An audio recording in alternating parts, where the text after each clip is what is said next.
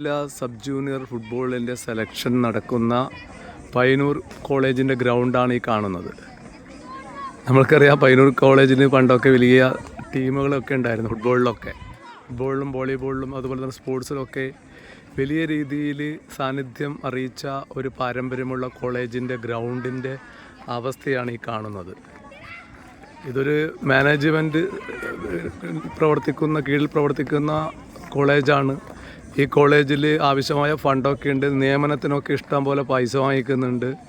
അതുപോലെ തന്നെ രാഷ്ട്രീയക്കാരെല്ലാവരും ഭാഗിച്ചെടുക്കുന്ന ഒരു സംവിധാനമാണ് ഭരണസമിതിയിലുള്ളത്.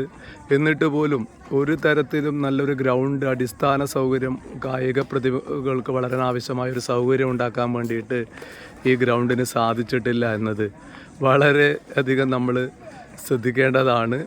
ഇത് എങ്ങനെയാണ് കായിക കേരളം വളരുക?